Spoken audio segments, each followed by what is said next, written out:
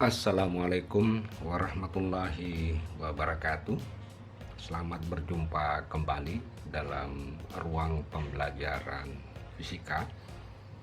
Kali ini kita akan membahas satu topik di dalam fisika modern maupun fisika kuantum, yaitu berkaitan tentang partikel dalam kotak. Bagaimana perilaku sebuah partikel. Hal yang pertama kita akan bahas bahwa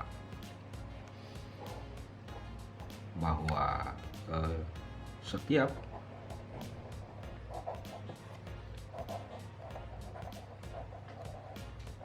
partikel bebas itu akan merambat mengikuti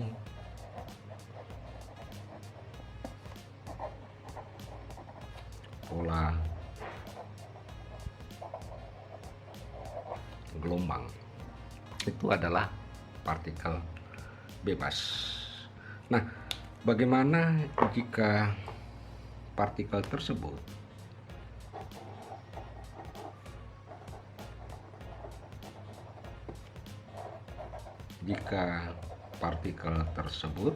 dimasukkan di dalam sebuah kotak? Jadi bagaimana jika partikel tersebut berada dalam kotak? Nah, untuk kasus ini sebenarnya ada dua tinjauan yang bisa kita gunakan. Yang pertama, kita bisa meninjaunya berdasarkan satu, teori gelombang de Broglie, ya. Jadi bisa kita tinjau dengan teori gelombang de Broglie, atau dengan kata lain kita bisa membahas bagaimana perilaku partikel tersebut berada dalam kotak dengan menggunakan teori gelombang de Broglie. Selain teori gelombang de Broglie, perilaku partikel tersebut dalam kotak dapat pula kita tinjau dengan menggunakan teori gelombang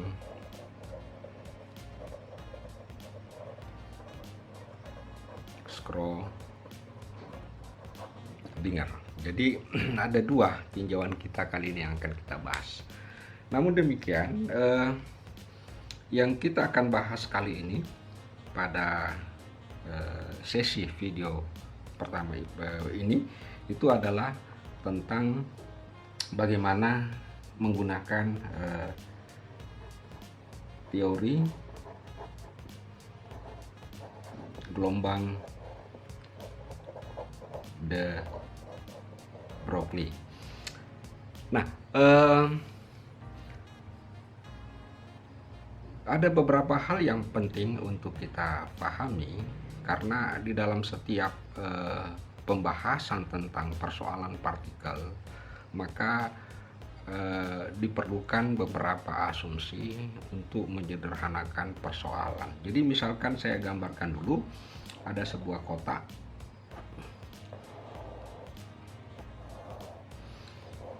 Nah, kotak ini katakanlah panjangnya adalah L. Nah, di dalam kotak ini ada sebuah partikel yang bergerak. Kita tinjau satu dimensi saja dulu, yang bergerak antar dinding dengan dinding, di mana dinding ini sangat keras sehingga tidak terjadi pertukaran energi dari partikel ke dinding. Oleh karena itu, sebelum kita merumuskan bagaimana aspek-aspek yang berkaitan tentang partikel bebas di dalam kotak, maka ada beberapa asumsi yang mesti kita harus terapkan. Asumsi pertama, adalah dinding kota sangat keras.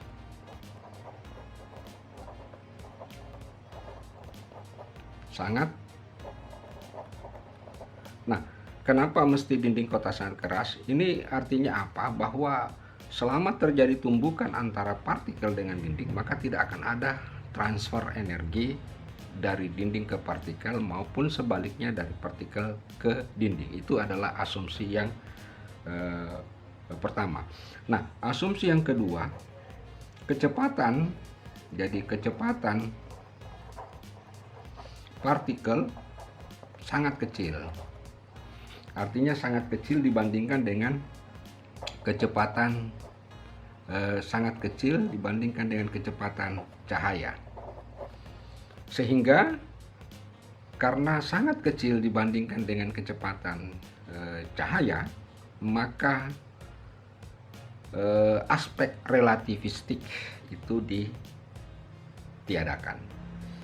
Kemudian yang ketiga, selama penjalaran di dalam kotak tersebut, maka panjang gelombang partikel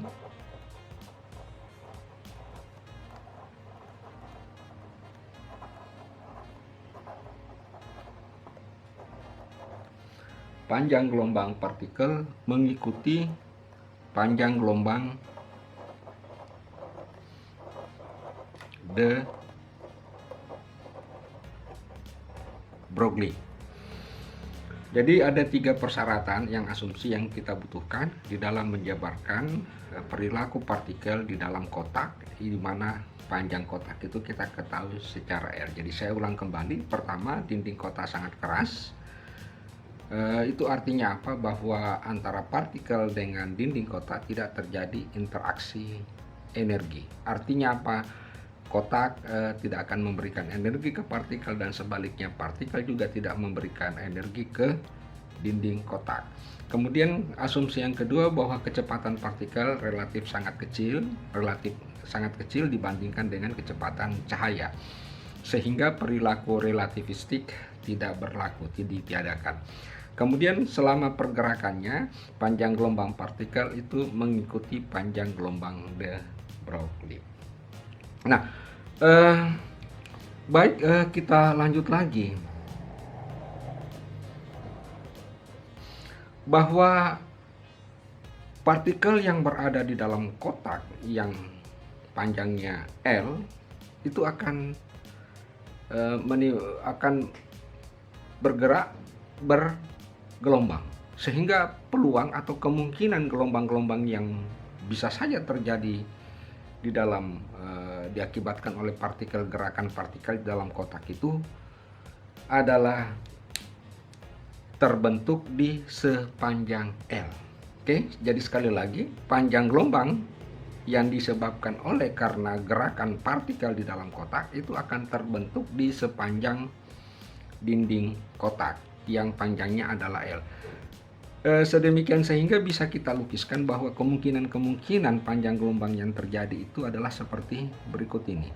Jadi kalau saya buat, ini adalah sebuah dinding, ini panjangnya adalah L. Jadi kemungkinan pertama yang bisa adalah terbentuk ini adalah satu gelombang.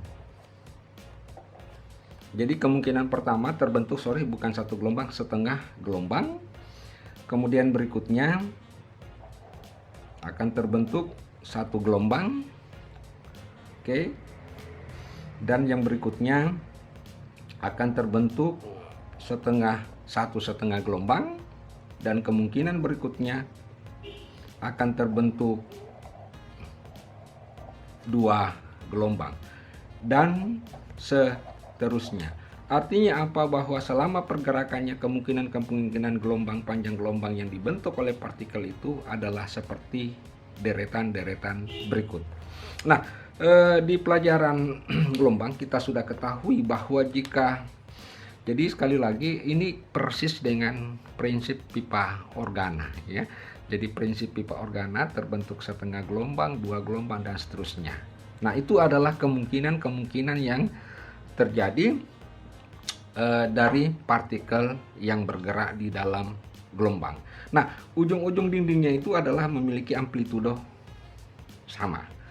Memiliki amplitudo sama dengan 0. Nah, ini serupa dengan pipa organa yang tertutup, ya, di mana pada ujung-ujung dinding pipa organa tersebut terbentuk simpul. Tetapi di sini tidak ada istilah simpul karena bukan gelombang stasioner. Ini hanya sebuah gelombang di mana pada dinding-dindingnya terbentuk amplitudo yang sama dengan 0.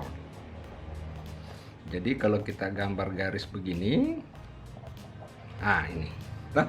Oke, selanjutnya kita lihat panjang gelombang untuk gelombang yang kasus pertama ini. Nah, setiap L itu terdapat berapa? Setengah gelombang. Ya, terdapat setengah gelombang. Sehingga kita bisa dapatkan di sini bahwa lambda itu sama dengan, ya, jadi lambda itu sama dengan 2L. Oke. Kemudian yang di sini L itu terbentuk berapa? Sama dengan lambda, ya, satu gelombang. Sehingga kita dapatkan lambda sama dengan L. Dan yang di sini akan terbentuk L sama dengan 1/2 lambda atau 3/2 lambda. Sehingga kita dapatkan lambda sama dengan 2L/3. Dan yang di sini adalah terbentuk L sama dengan 2 lambda. Ya, 2 lambda. Ya, 2 lambda. Maka di sini lambdanya sama dengan 1/2 L. Dan seterusnya.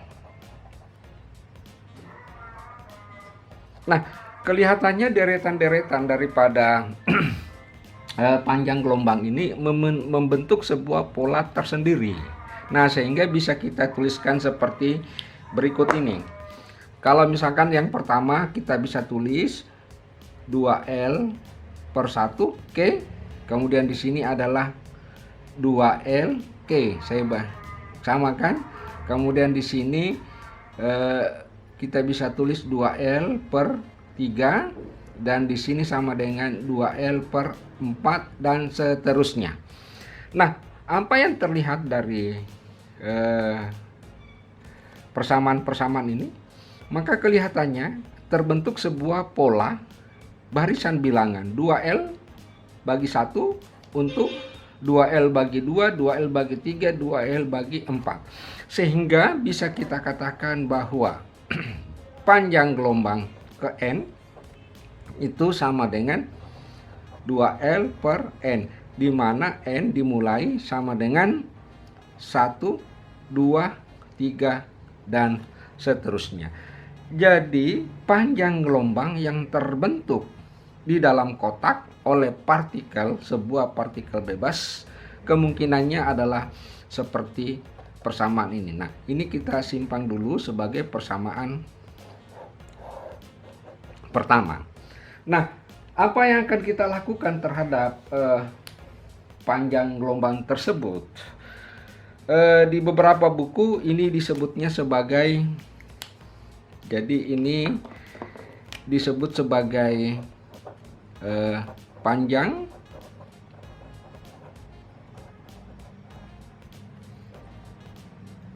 gelombang jadi panjang gelombang de Broglie dari partikel yang terperangkap dalam kotak. Nah, ini yang disebut dengan panjang gelombang de Broglie. Baik, kita lanjutkan pembahasan kita. Jadi saya tulis ulang kembali tentang persamaan tadi, yaitu panjang gelombang de Broglie yang kita dapatkan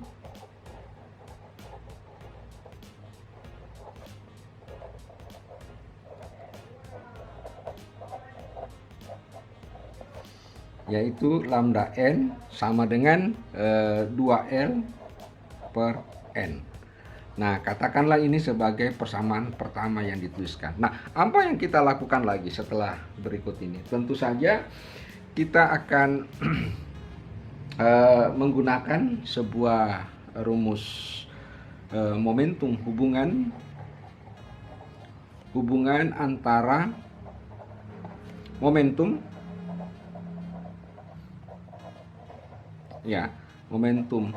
P dengan lambda. Ini dikemukakan juga oleh de Broglie, di mana de Broglie menyatakan bahwa hubungan antara momentum dengan lambda itu dirumuskan sebagai V sama dengan H per lambda, di mana P itu sama dengan M kali V sama dengan H per lambda, sehingga kita dapatkan bahwa lambda itu sama dengan H per MP. Oke, jadi kita dapatkan lambda itu sama dengan H per MP. Oke, nah ini kita simpan sebagai persamaan 2. Selanjutnya dari persamaan 1 kemudian persamaan 2 kita substitusi,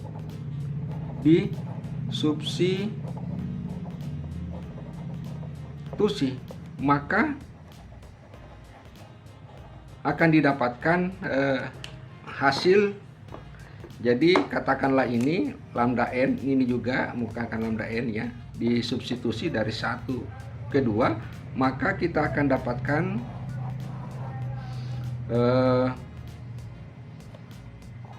2L per N ya, sama dengan lambda H kali MV, di mana H itu adalah konstanta Planck. Nah, ini bisa kita tulis tersendiri, NV sama dengan NH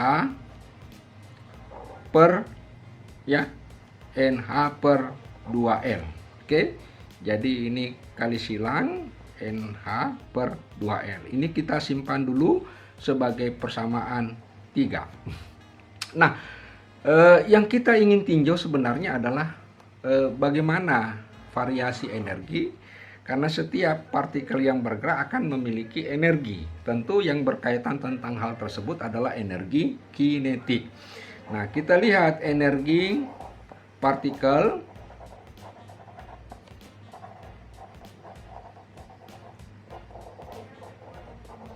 dalam kotak adalah nah, kita lihat, yaitu dapat kita tuliskan energi kinetiknya adalah 1/2 NV kuadrat.